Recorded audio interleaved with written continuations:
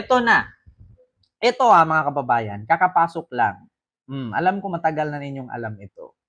Speaking of Sara, Digong, Baste, Hanilet, naku, milyon-milyon ang tinanggap mula sa droga na pera or drug money. Nako, totoo ba ito na milyon-milyon ang tinatanggap ni Digong, ni Sara, ni Baste, ni Hanilet, mula kay Sami Uy? Nako, milyon-milyong pera ito mga kababayan. Not only hundreds but milyon-milyon. Nako. Siguro alam ninyo na ito o baka hindi ninyo alam, may pasabog ngayon, kakalabas lang. Senador Antonio Trillanes. May mga nakukuha na namang dokumento, ebidensya, pruweba na nakatali, dokumentado, organisado, at detalyado na ebidensya na tumanggap pala itong si Digong, si Sara, si Baste, si Hanilet ng drug money na 100 million plus. Nako, totoo po ba ito? Mula kay Sami Uy. Nako, kaya pala mga milyonaryo ito eh. Di ba? Oo. Yun na nga eh. Kaya pala mga millionaire. Eto. Siyempre, i-search natin. Siyempre, narinig ko lang yan eh. Pero kailangan nating i-search. Eto ha, mga kababayan. Ito na, mga kababayan, i-search ko na. Ito, Sami Uy deposit serve as evidence of illegal drug trade. Nako. Sino si Samuel Uy o Sami Uy? Nako. Ito na, Rappler News. Maraming ito ha, Inquirer, Rappler, Inquirer.net. Ito, ipakita ko sa inyo. Patay! Nako. Trillanes yan ha. Trillanes yan. Tita Merlita Migalab shout out. Trillanes yan ha. Nako. Pa-shout out Ma'am Elizabeth Perlas. Campaign donor gave 118 million to Hanilet and 3 Duterte's kid. Nako. Campaign donor nagbibigay ng 118 million kay Hanilet at sa 3 anak ni Digong. Sino kaya ito? Sabi na, Rappler yan ha, Rappler News. Sabi ni Senador Antonio Trillanes. Nako, ito, sa totoo lang mga kababayan, yung sabi ni Nicholas Kopman na makalaya daw si Digong, utot, blue. Makauwi na daw ng Pilipinas, pampalubag loob. Siyempre, wala namang abogadong sabihin hindi makauwi. Paano pa siya bayaran yan? 140 million a month yan. Siyempre, pampalubag loob. Ikaw ba naman magnegosyo ka? Sabihin mo pangit ang panindan mo. Sinong bibili? Sinong makakabenta? So, ito na mga kababayan. Wait lang. Tanggalin natin ito. Ito. Dito tayo. Campaign donor. Nagbigay daw ng 118 million. Basahin natin. Ayan, Senator Antonio Trillanes yan ha. Basahin natin.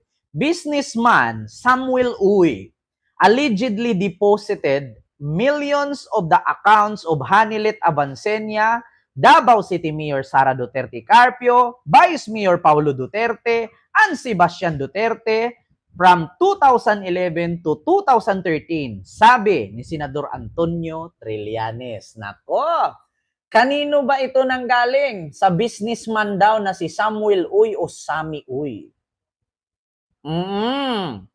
Sabi ni Senador Antonio Trillanes.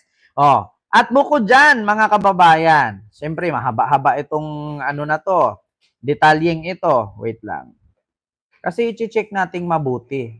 May dugtong pa to eh. Ito na. Mga kababayan. Wait lang. Ito na, mga kababayan. Hindi lumalabas yung iba eh.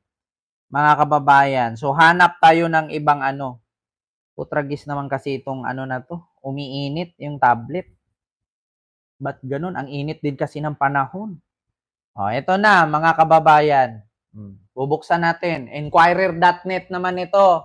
Bukod kanina sa Rappler na nilabas ni Senador Antonio Trillanes, ito, mainit-init pa sa ano ito, Inquirer.net sa Quadcom.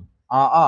So ano nga ba yung 118 million na sabi ni Senador Antonio Trillanes? Ito. Sammy Oi's deposit serve as evidence of illegal drug trade. Of Duterte's ground for BP Sara impeachment trials. Ito na nakalagay. Businessman Sammy Kang Uy, one of the president election campaign contributors, give money to Duterte, his children, and his common law wife every 6 months from 2011 to 2013, Trillanes claims. Ayan o, sabi ni Senador Antonio Trillanes yan.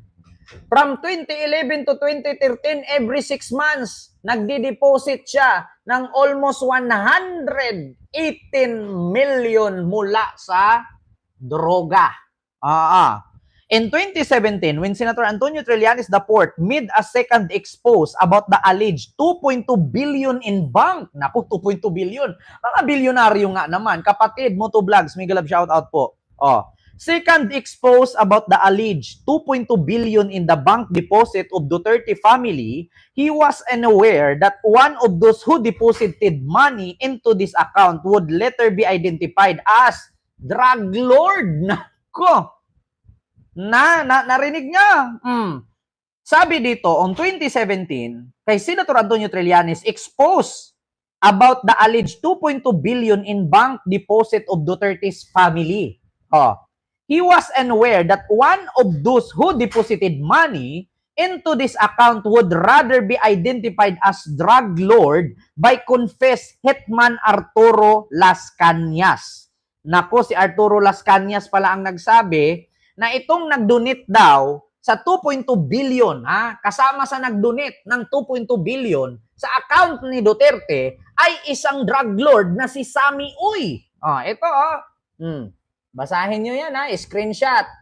Ayan, Sara, Digong, Trillanes. Sabi daw ni Arturo Las Cañas, no, sa 2017, na nabisto ni Senador Antonio Trillanes itong bank account ng mga Duterte na merong laman na 2.2 billion pesos.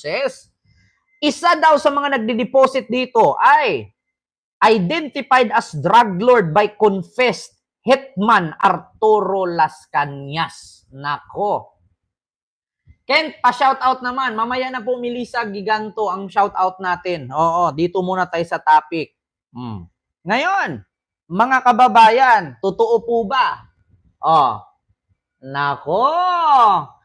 Dito na, Quadcom, November 13, 2024, Sonny Trillanes and former President Rodrigo Roa Duterte and House of Representatives Quadcom Committee hearing on Wednesday, November 13, 2024, the House of Representatives Quezon City, Vice President Sara make a surprise appearance as show of support of her father. Nako, eto na nga, mga kababayan. Sa Inquirer.net yan, Nako, hindi lang pala si Senador Antonio Trillanes nakabesto. At mismo si Arturo Las Cañas na confessed hitman noon ni Digong nagsabi na itong si Sammy Uy ay isang drug lord. Nako, eto na nga mga kababayan. Tumatanggap pala kayo every 6 months mula 2011 to 2013 ng milyones mula kay Sammy Uy. Hanilet, Sara, Baste, Polong at Digong. Nako, tumatanggap pala kayo ng money mula sa drugs. Oh my God.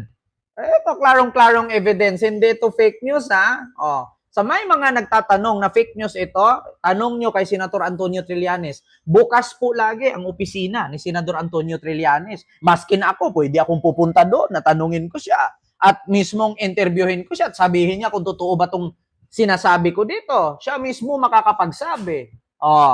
Ngayon mga DDS, sabihin nyo na naman fake news ako, maputang ina ninyo. Di ba? Klarong-klaro, DDS, Senador, ilagay sa inidoro para sa bagong Pilipinas. Naku, Mandaragat, may galab shoutout. Ang Cristito to, Matuwa naman kayo sa magalit kay Kent. May pakiba si meow meow nyo. 'Di ba? Oh, mga kababayan. Oh, bukod diyan. Tapos na tayo diyan sa tumatanggap ng pera. Ha? May nagsabi dito, fake news ka daw, sabi ni kapatid. Hayaan mo siya. Fake news na sa kanila. Oh, ganyan naman yan eh. Kapag may nanood at may mga nakasuporta, sabihin fake news. Eh, tanong ko, kung fake news ako, ba't hindi ako nakulong? Yun lang naman. Bakit yung mga DDS vlogger na sabing hindi fake news, bakit yung iba nagtatago? Yung iba naghahanap na ng sick asylum na sa ibang bansa. Oh, kung kaming mga BBM vloggers ay fake news, bakit yung mga DDS vlogger ang mga nahuhulit na kukulong? Di ba? Eto na, mga kababayan. Naku. Dito tayo, mga kababayan. Camille Villar. Hala, Diyos ko. Camille